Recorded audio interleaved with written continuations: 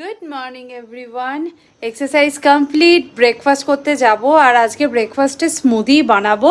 তো এখন যখন ম্যাঙ্গো টাইম, সুতরাং ম্যাঙ্গো দিয়ে একটু স্মুদি বানিয়ে নেবো। ওটস আছে, ওটস দিয়ে। আর রাত্রিবেলা আমি ওই আঞ্জির, তারপর হচ্ছে গুদ, তারপর কিশমিশ, এইগুলো সব ভিজিয়ে রেখে দিয়েছিলাম। উফ, এই পাখির আওয়াজটা এত মিষ্টি লাগে না, দেখতে পাই না, বাট সাউন্ডটা আমার দারুণ লাগে। যখনই ডাকেন আমি চুপ করে যাই, শুধু শুনে যাই। তো যাই হোক, আজকে বৃহস্পতিবার, প্রান্তিক যাবে অফিসে। আজকে অফিস যাবে, সেজন্য তাড়াতাড়ি করে আমাকে লাঞ্চটা রেডি করতে হবে। আর সকালবেলা ঘুম থেকে উঠে আগে আমি ফ্রিজ থেকে চিকেনটা ছিল, চিকেনটাকে বের করে রেখে দিয়েছি। তো ওটা রান্না করে দেবো, তাহলে প্রান্তিক অফিসে খেয়ে বেরিয়ে যেতে পারবে। আর মুসুর ডাল সেদ্ধ, আর দেখি সাইডে কোনো যদি তরকারি করার সময় হয় তাহলে অবশ্যই সেটা করে দেবো। তো চলো ঝটপট করে ব্রেকফাস্ট করি, তারপর তাড়াতাড়ি করে ওর লাঞ্চটা রেডি করে দিই।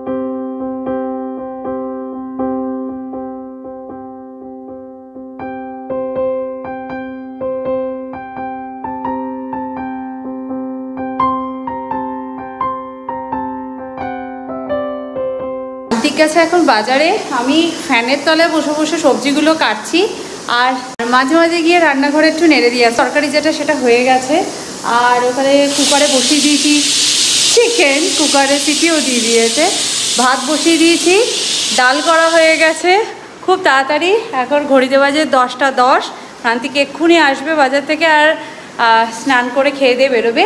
আর আমার এইদিকে প্রান্তিকের জন্য একটুখানি টিফিন বানিয়ে দিতে হবে। টিফিনের জন্য আমি একটুখানি নুডলস বানিয়ে দিচ্ছি। নুডলস বানানোটা আমার কাছে সবথেকে ইজি লাগে, এবং আর ও যখন বিকেলবেলার দিকে খাবে, কারণ ও তো দুপুরবেলা ভাতটা খেয়েই যায়, বিকেলবেলার দিকে ওই স্ন্যাক্সটা করে। তো একটুখানি নুডলস বানিয়ে দিলে অনেকক্ষণ পেটটা ভরাতে হবে, কারণ ফিরতে ফিরতে আর অনেকটা সন্ধে হয়ে যাবে আবার, কারণ এসেই আবার ও কাজে বসে যায়। এটা হচ্ছে সবথেকে বড় ওর প্রবলেম, কারণ হচ্ছে ওর ইউএসএ এর ক্লায়েন্ট। সো ইউএসএর লোকেদের সঙ্গে কথা বলতে গেলে ওকে একটু রাত পর্যন্ত কাজ করতে হয়, তারপরে সেটা খেয়ে নিলে ওর সুবিধাও হয়ে যায়। আর অফিস থেকে এসেই কাজে বসে যায়, তো তখন এক কাপ চা ছাড়া বিকেলবেলা অন্য কিছু খেতে চায় না সন্ধ্যেবেলার দিকে। ওই নুডলসটা বানিয়ে দেবো ঝটপট করে। আর এইদিকে ভাত ফুটে গেছে, তাড়াতাড়ি করে বন্ধ করি, নাহলে এটা গ্যাসের ওপর পড়ে গেলে আমার কাজ বেড়ে যাবে। আর ওইখানে টুইটি পড়াশোনা করে, টুইটি একটা হাত মেরে দাও, দেখতে পাচ্ছি না, একটা এইদিকে এইদিক করে গুড মর্নিং বলে দাও, গুড মর্নিং বলো। শুনতে পেলে? গুড মর্নিং আবার জোরে করে বল, জোরে। কমপ্লিট করা ওকে। কোনো কিছু বানাতে দিলে এত বেশি সময় লাগে না। এখানের জন্য সোফাটা বানাতে দিয়েছি, কত দিন হয়ে গেল, এখনও বলছে এই মাসে দেবো। আগের মাসেই দিয়ে দেওয়ার কথা ছিল, বলেছে এই মাসের মধ্যে দিয়ে দেবো, বৃষ্টি পড়ছে, পালিশ শুকাচ্ছে না, এইসব করে করে। আমি বললাম ঠিক আছে, তাহলে অ্যাটলিস্ট এই মাসের মধ্যে তখন। আর মাটিতে বসে টিভি দেখতে ঘাড় ব্যথা হয়ে যায় আমার। টিভি দেখে আমি ভুলেই গেছি, একটু যে কথা বলবো, গল্প করবো, একটু সোফায় না বসে গল্প করা যায় বলো তো? এই সব সময় খাটের উপর উঠে উঠে বসে বসে গল্প করতে হয়, এই আর কি। তো যাই হোক, দেখা যাক। রেডিমেড কিনলে যে কবে চলে আসতো, আমি প্রান্তিকে বলছি রেডিমেড কিনলেই ভালো হতো। প্রান্তিককে আমি দেখিয়েছিলাম, কিন্তু প্রান্তিক বললো যে রেডিমেডের মেটেরিয়াল কেমন হবে না হবে, এর থেকে বানিয়ে নেওয়াই ভালো। আর আমি অনলাইনে অ্যামাজনে আর হচ্ছে আরবান ল্যাডার, এই দুটো জায়গায় আমি সোফা চুজ করেছিলাম, খুব সুন্দর ছিল, এবং সেই ছবিগুলোই আমি ওনাদের দিয়েছিলাম। তো উনি বলেছেন বানিয়ে দেবো ওরকমই। তো যাই হোক, ফেব্রিকটা তো একই রকম ম্যাচ করা সম্ভব নয়, তো ওদের কাছে যে ফেব্রিকগুলো অ্যাভেলেবেল আছে সেই ফেব্রিক দিয়ে আমি চুজ করে দিয়েছি। তো যাই হোক, দেখি সোফা কবে আসে। তো চলো, এখন বকবক করার একদম সময় নেই, ঝটপট করে এই কাজগুলো করে দেবো, কারণ আমার যে ঘর ক্লিনিং করতে আসে ও চলে আসবে, বাসনগুলো পড়ে থাকলে ও ক্লিন করে দিয়েও চলে যাবে। তো চলো ঝটপট করে কাজটা সেরে নিই।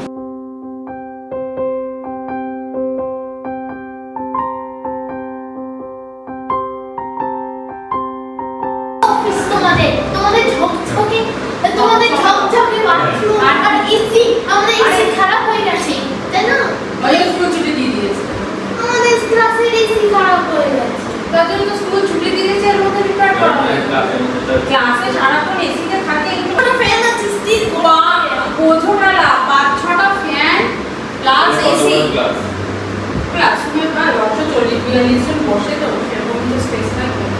আর সব পিপলের মাথার উপরেই ফ্যান, আমাকে এমন জায়গায় বসায় আমি ফ্যানে হাওয়া পাই না। এসি রুমের রয়েছে আর ফ্যানের তলায়, তো আমরা এমনি ফ্যানের তলায় থাকতে পারতাম না। টাটা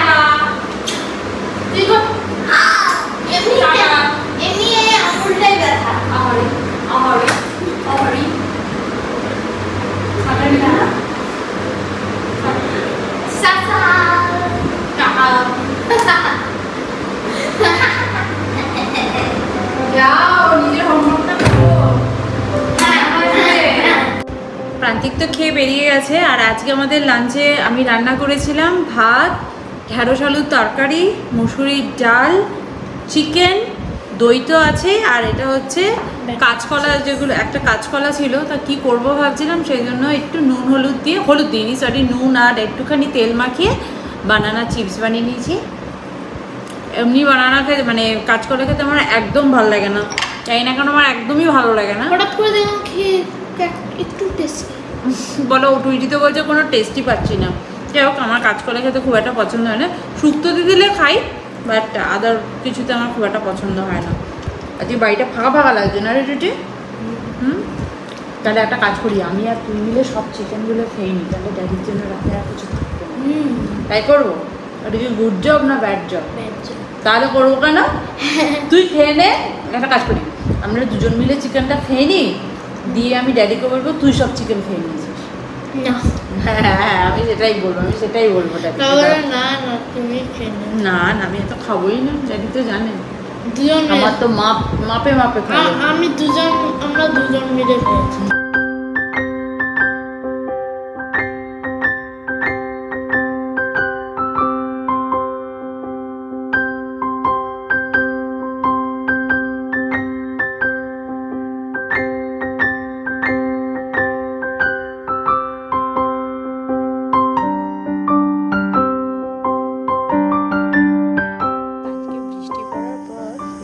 কিন্তু বেশ ভালো হয়ে গেছে, ফ্যান না চালিয়েও দাঁড়িয়ে থাকা যাচ্ছে।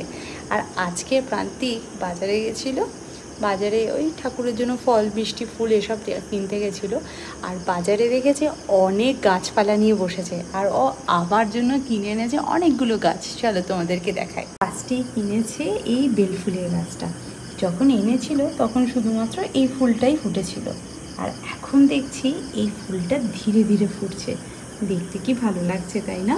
এবং এর সাথে রয়েছে অনেকগুলো কুড়ি।